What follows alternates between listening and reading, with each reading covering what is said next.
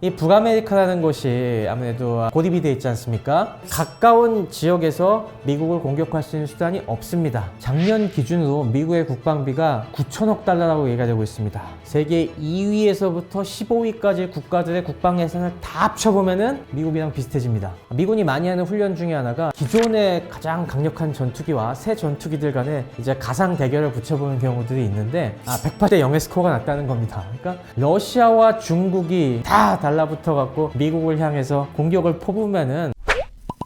안녕하십니까? 과학과 전쟁과 경제를 엮어서 재밌게 풀어내는 최승병입니다. 네, 이거 흔히 고슴도치 전략이라고 하죠. 우리가 고슴도치가 강한 포식자들이 달려들면은 가시를 빳빳하게 세우고 몸을 쫙 말아갖고 이걸 건드리지도 삼키지도 못하게 만드는 그런 전략을 말하는 것입니다. 이런 전략을 쓰는 대표적인 국가로 영세중립국 스위스가 있습니다. 우리가 스위스는 목가적인 풍경에 평화로운 국가로만 알려져 있는데 사실 또 수많은 군사 전문가들에게는 만만치 않은 국방력을 보유한 그런 나라로도 잘 알려져 있습니다. 이건 수많은 역사들이 있습니다. 사실 원래 스위스라는 국가가 굉장히 알프스 산맥 가운데 척박한 유럽 대륙의 한가운데서 어떻게 보면은 주변 강대국들로부터 자유를 갈구하는 이런 사람들이 들어와서 각각의 자치주를 만들고 그 주들이 모여갖고 연방을 이룬 나라가 스위스지 않습니까?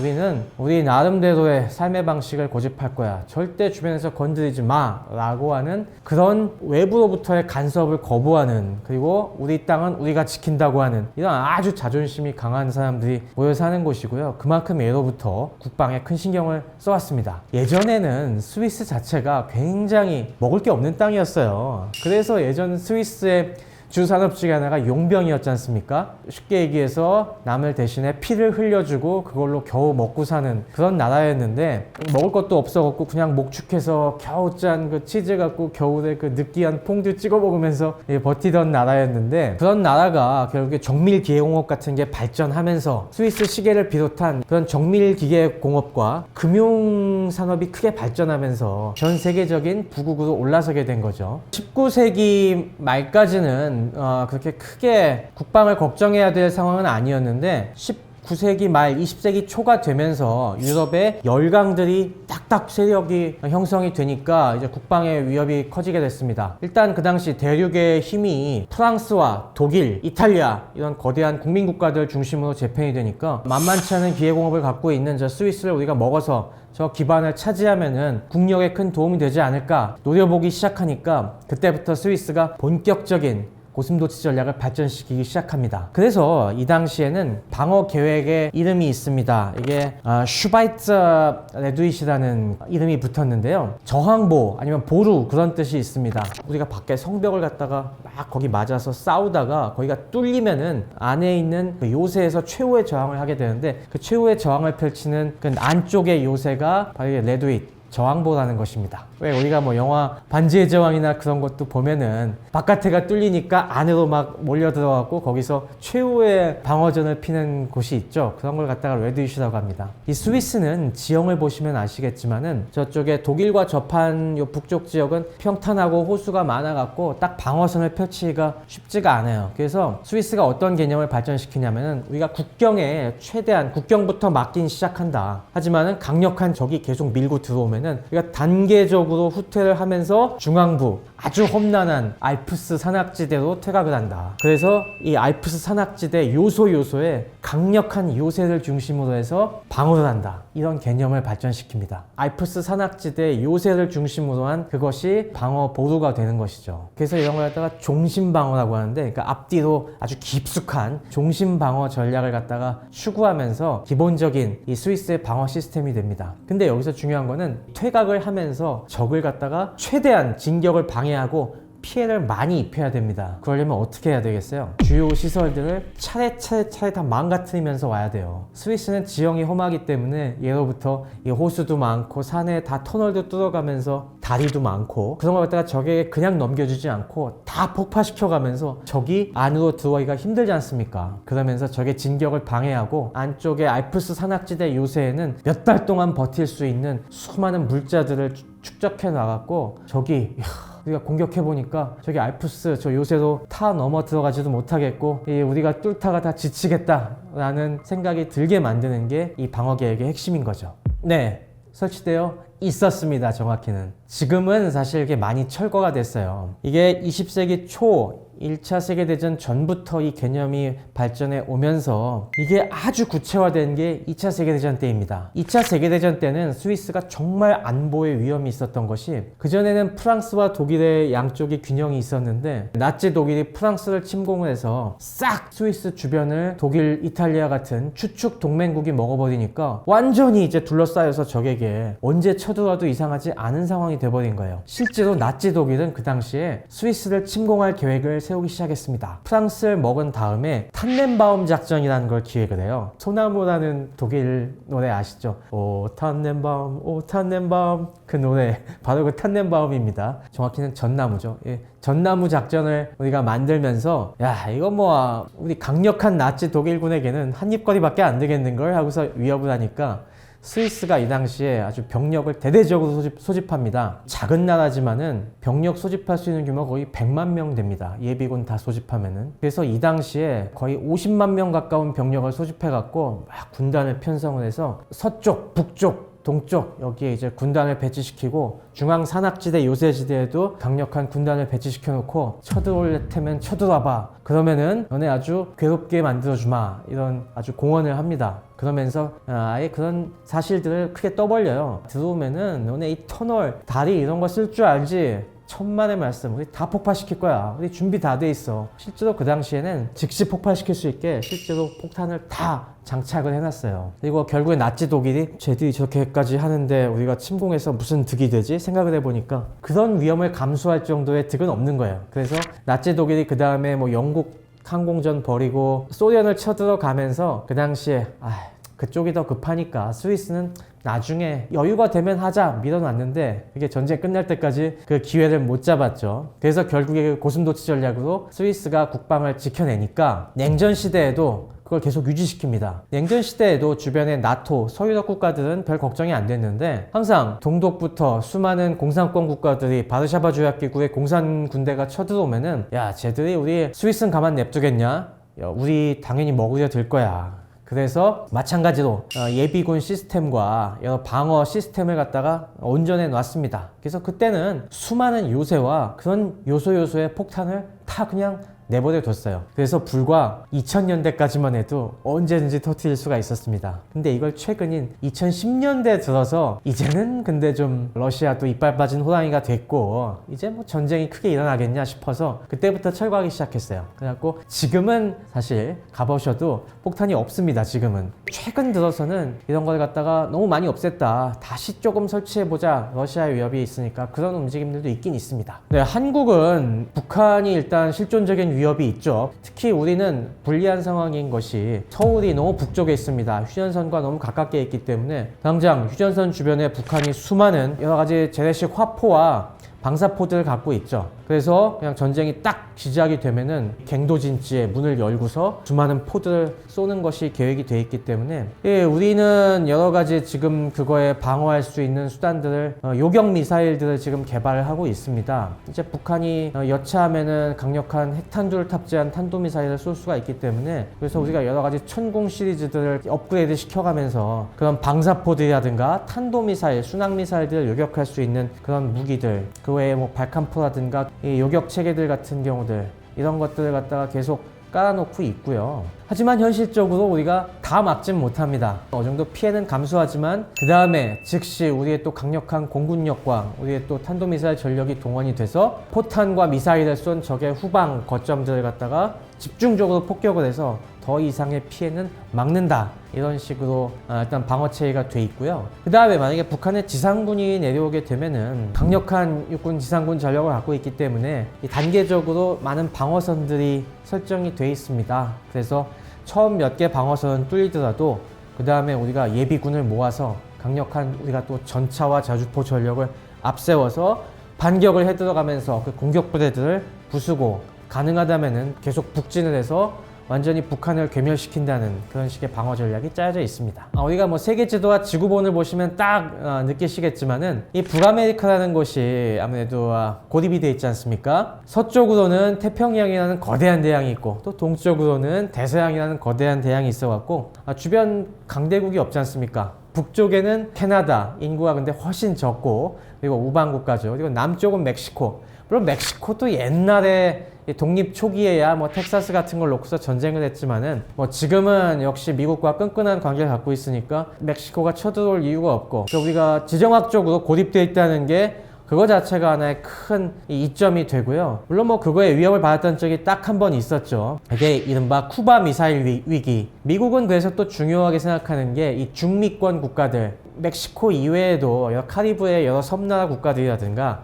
남아메리카 국가들을 갖다가 그래도 견제하는 데 상당한 역량을 기울이고 있는데요. 그 중에 60년대 쿠바가 공산화가 되면서 거기에 소련제 핵미사일을 배치하려고 했던 시도가 있었습니다. 그래서 쿠바 핵미사일 위기가 그때 발생을 했는데, 그때도 핵전쟁 일촉즉발까지 갔었다가 결국에 양국의 정상들이 한 발씩 물러서기로 합의하면서 결국에 그 시도가 무산됐죠. 그러면서 사실 육로로 아니면 가까운 지역에서 미국을 공격할 수 있는 수단이 없습니다. 그래서 결국에 위협이 되는 거는 원거리 타격 수단, 그러니까 대륙간 탄도미사일이라든가 아니면은 장거리 폭격기, 원자력 잠수함, 은밀하게 바다를 통해서 들어와서 핵미사일을 쏠 수 있는 이런 소수의 수단들만이 이제 문제가 된 것입니다. 그래서 미국의 방공 시스템들은 아무래도 최근 들어와서는 이런 위협들을 막아내는데 집중이 돼 있어요. 그러니까 미국의 방공이라고 하면은 뭐 전통적으로 저게 항공기들이 들어오는 걸 막는 수단들이 있을 텐데요. 미국은 굉장히 강력한